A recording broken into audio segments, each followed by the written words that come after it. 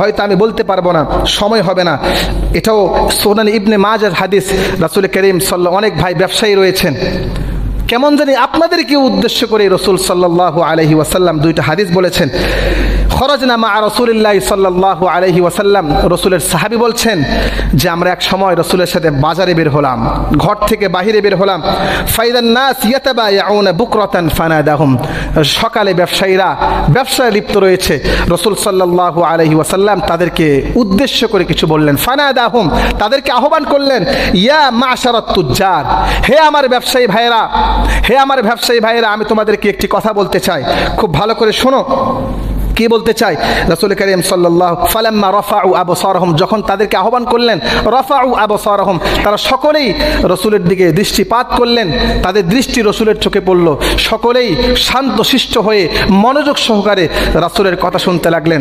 রাসূল করিম সাল্লাল্লাহু আলাইহি ওয়াসাল্লাম চমৎকার একটি কথা বললেন, খুব গুরুত্বপূর্ণ, যারা ব্যবসায়ী রয়েছেন তাদের জীবন পরিবর্তন করার মতো একটি কথা, একটি হাদিস। রাসূল বলছেন, ইন্নাত তুজ্জার ইউবআসুনা ইয়াওমাল কিয়ামা ফুজ্জার ইল্লা মান ইত্তাকা ওয়া বাররা ওয়া সাদাকা। আমার ব্যবসায়ী ভাইরা, ইন্নাত তুজ্জার ইউবআসুনা ইয়াওমাল কিয়ামাতি ফুজ্জারা, কাল কিয়ামতের ময়দানে ব্যবসায়ীদেরকে আল্লাহ পাক পাপাচার হিসাবে উপস্থিত করবেন। নাউজুবিল্লাহ। কি হিসাবে? পাপিষ্ঠ পাপাচার হিসাবে উপস্থিত করবেন। তবে তিন শ্রেণীর ব্যবসায়ী, ইল্লা মান ইত্তাকা, যারা আল্লাহকে ভয় করে ব্যবসা করেছে, ওয়া বাররা, সৎভাবে ব্যবসা করেছে, ওয়া সাদাকা, সত্য বলে ব্যবসা করেছে। আল্লাহ পাক এরা ছাড়া অন্য ব্যবসায়ী যারা মিথ্যা বলেছে, ধোঁকা দিয়েছে, দুই নাম্বারি করেছে, ফ্রড করেছে, ফ্রড করে ধোঁকা দিয়ে মানুষের কাছে ব্যবসা করেছে, আল্লাহ পাক এই সমস্ত ব্যবসায়ীদেরকে কাল কিয়ামতের ময়দানে পাপিষ্ঠদের কাতারে দাঁড় করিয়ে দিবেন। মানিত্তাকা ওয়া বাররা ওয়া ফাজার, ভয় করা কোনটা হালাল কোনটা হারাম, হালালকে হালাল মনে করতে হবে, হালালকে হালাল মনে করে গ্রহণ করতে হবে, হারামকে হারাম মনে করে বিষ মনে করে ছেড়ে দিতে হবে। এটা হলো তাকওয়া।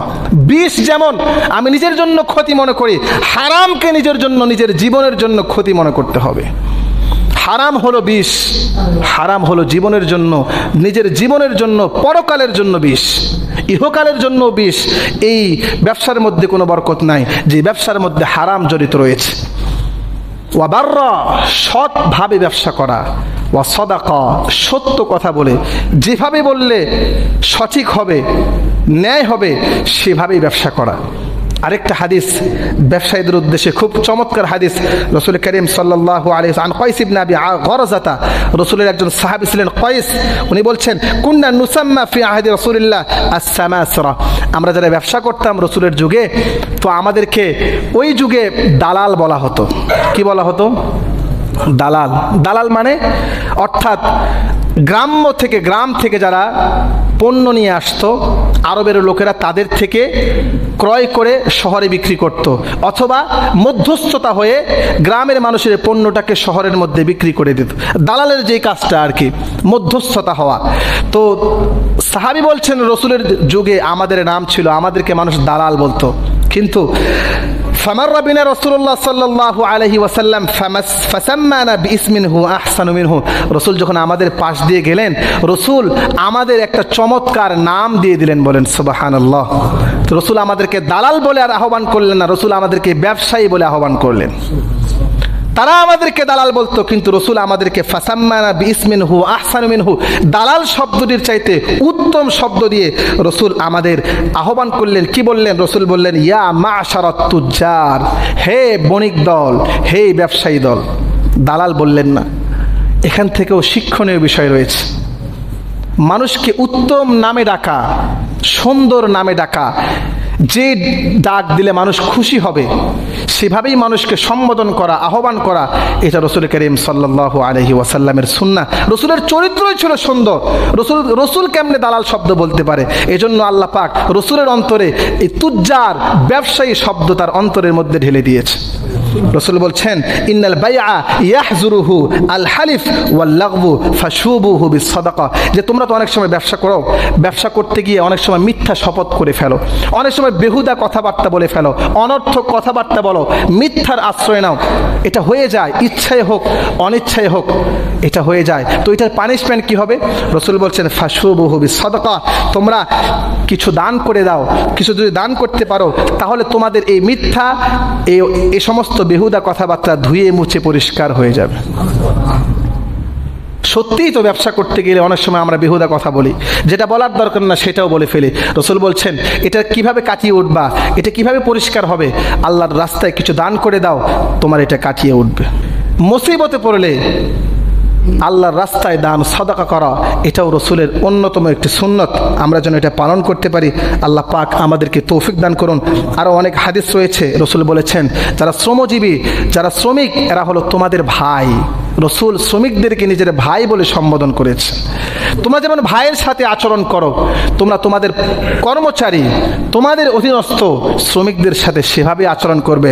রাসূল বলছেন তোমরা যা খাও সেটাই তোমাদের শ্রমিক ভাইদেরকে খাওয়াবে।